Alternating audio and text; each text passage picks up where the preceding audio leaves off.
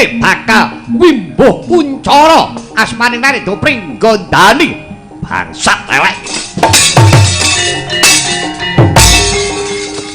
Sapa percikamu ngendi dangkamu? Ora diage matura. Ladala inggih Raden. Mugi andadosna ing kauningan. Kula duta saking negari Pringgondani. Kula majaripun Kanjeng Rama Prabu Trembuka ingkang Pambayun. Ingkang Sudyamastani kula Raden Harimba. Kula Raden Brajadenta, kula Raden Brajamusti, Raden.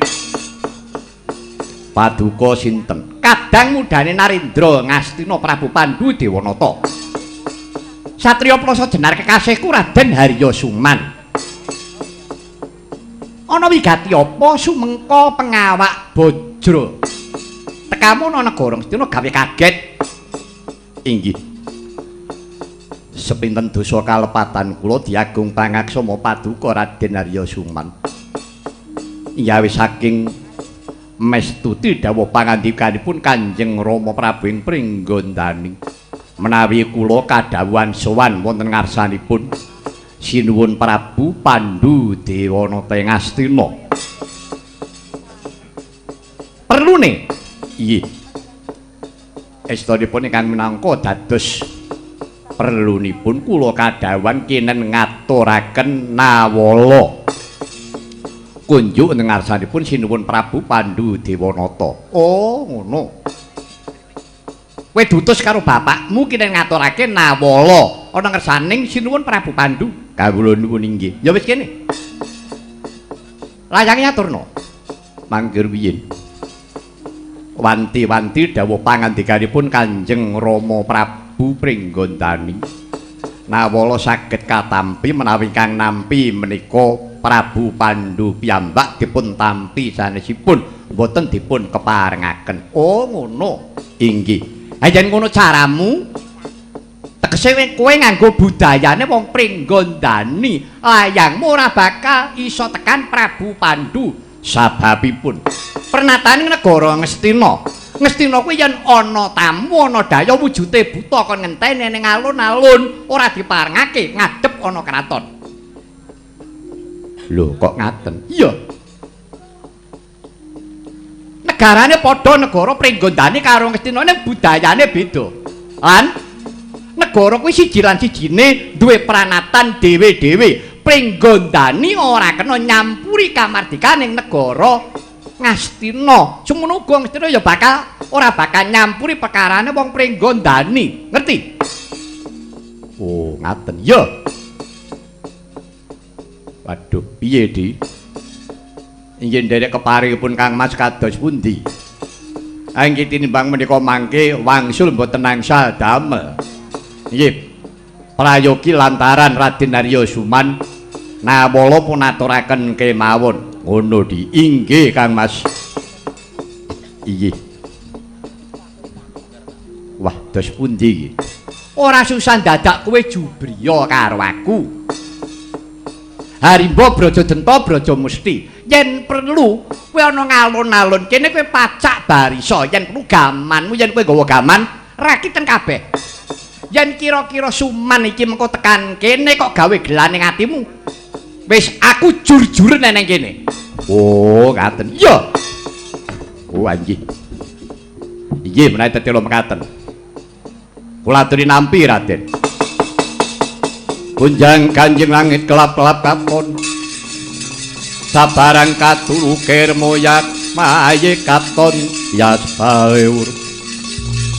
Oh. Harimba wonten dawuh Raden. Kowe ngerti surasane layang iki? Iye.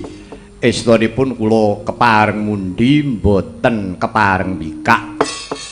Menawi wonten teteling lak sarta risak ing tulis gulu kula ingkang minangka lintu. Nanging apa ya Kang Ramamu kuwi ora paring dawuh sarana cetha.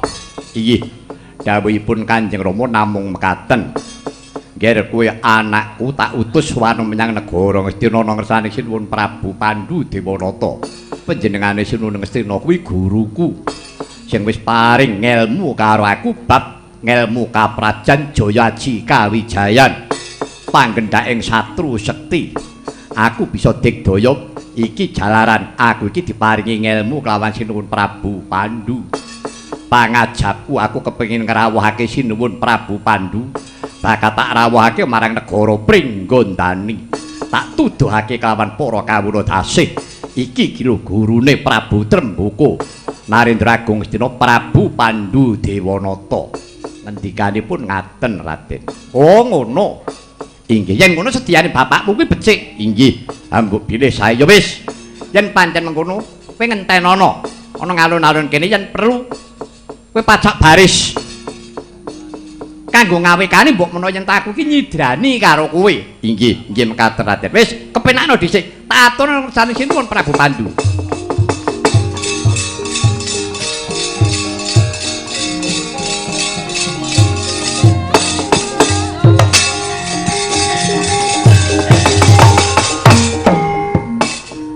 Jagat Dewa Bathara ya jagat pangestungka.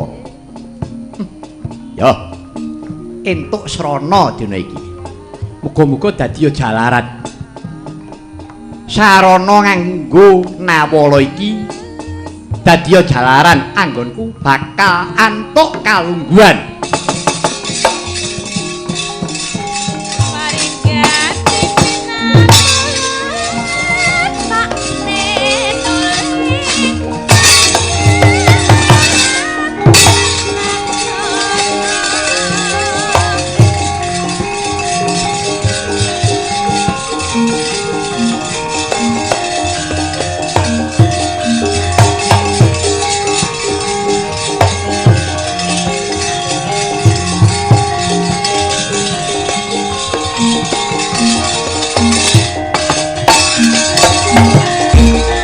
Kaliman tabik sinapeta ing ila-ila tinebihna siku dendhaning Bathara Sinuwun kula ingkang sowan dawas padake iki kaya Yayi Harya Suman non niki kanthi karaharjan praptanira Yayi kawula nuwun awisake kasembuh berkah pangestu paduka Sinuwun raharja pisuwan kula mboten langkung pangabekti kula katur Sinuwun ya Suman pangabekti nira tak tampa karya suka marwatan tiasing sun kadingarit randat pisuwanmu Harya Sumarno wigati apa lho nggih kepareng munjuk atung ngarsa paduka ingkang Sinuwun pramila randat pisuwan kula anggen kula ngabyantor ing ngarsa paduka ingkang Sinuwun karana kula badhe sowan wonten Istinggih Benaturata wonten madyaning alun-alun kedadak badhe wonten tamu utawi wonten utusan.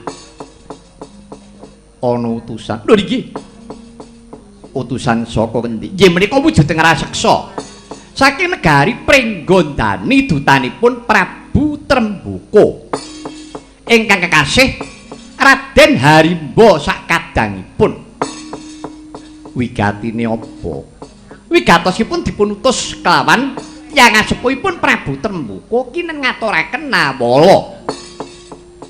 Lah keneng apa kok ora mbok kanthi sowan marang ngarsaning sun. Piyambakipun ajrih.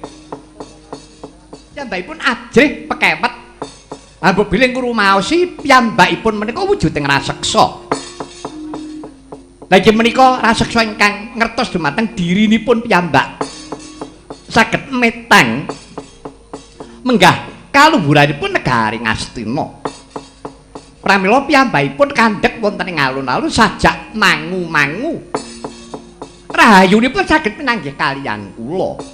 Kula dangu menawi pun utus kaliyan Prabu Tremboko kenen ngaturaken nawala ing pangajap badhe kula kanthi sowan piyambakipun boten purun-purun saestu lan boten wantun. Karana ajrih kalawan paduka ingkang Sinuwun. Mengkono. Lho niki. Lah sak banjure. Lah salajengipun nawala dipun aturaken kaliyan kula, kinen ngaturaken wonten ngarsa paduka ingkang Sinuwun. Mengkono Suman. Lho niki. Coba kaya ngapa ingsun enggal kepengin buka surasaning punang nawala. Kawula nuli monggo kula aturi nampi Sinuwun. ing kono ta wau. Narendra Ngastina Prabu Pandhu Dewanata wis ngasta Kintaka utawi Nawala inggih serat saking negari Pringgondani iki dipun tapak asmani dening Prabu Tremboko. Riwaca kabuka Trimadya Wusana. Kagyat Gorawekasan Sang Prabu Pandhu Dewanata dupi tupiksa suraos sing tulis layang penantang.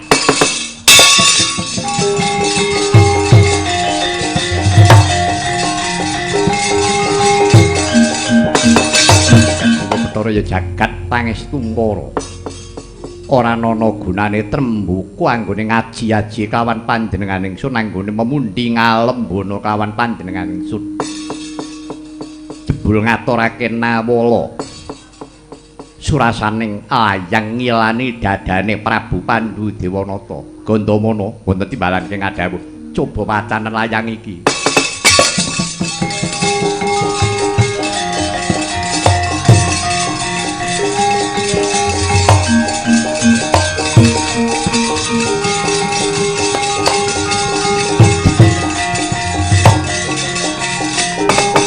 Kacarita Sang Gandamana dupi maos puneng Nawala saking negari Pringgondani suraos sing Nawala layang penantang.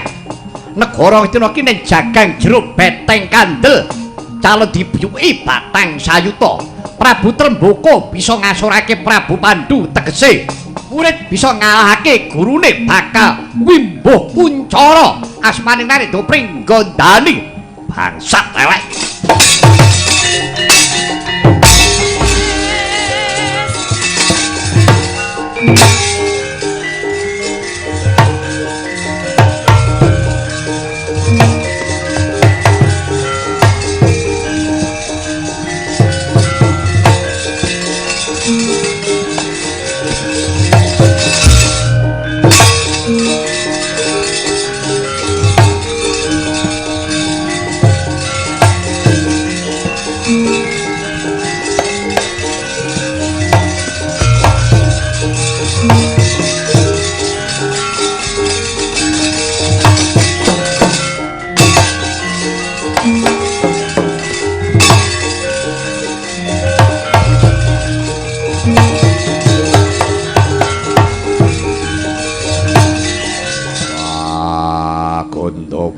Bapakku nyadung dawana wigati apa sajak sumengka timbalamu semanten ugi kula paman cumadung dawuh putraku nggih Bratasena apa dening sira Permadi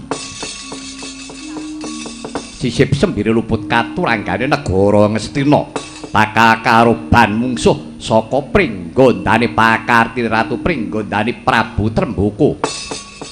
Prabu Tremboko iya mongko sumurupa Tremboko kuwi putra seswane Kang Rama Sinuwun Prabu Pandhu. Nanging sabab apa? Wis diwulang ngelmu Jayaji Kawijayan, ngelmu kaprajan. Ewadene ora ngaturake penuwun malah buang layang penantang. Kepengin bakal bedah negara Ngastina. Arep ulango Jayaji Kawijayan bola-bali wong wujude buta. Buta buteng betah nganiaya pancen ora pantes digawe becik. Mula Bratasena kelawan Permadi wis aja melu-melu. Pun paman dhewe sing bakal mandhegane lalakon iki. Gandamana saguh minangka dadi cagak minangka tuwak aja ngantek rontok siraping keprabon Ngastina. Gandamana pamanku piye? Aku anak Prabu Pandhu. Aku ya wong Ngastina sak bisa-bisa. Aku ya bakal melu ndepane keprabon negara Ngastina. Ora wira-wirantas malang-malang putuk sapa sing gawe rupitaning negara Ngastina. Bratasena ya bakal melu tumandang cawe-cawe. Semanten ugi kula paman bagus yen to pancen mengkono. Nanging gedhe pangemanku marang sira saklarane wadene yen to pancen wis tuwuh kuwanenmu kuwi duweni jiwa kasatriyan bagus. Tak kekudang kowe dadi satriya utama. So ngentasi kali ayo tutno aku jantraku tak temonane buta-buta Pringgondani iki.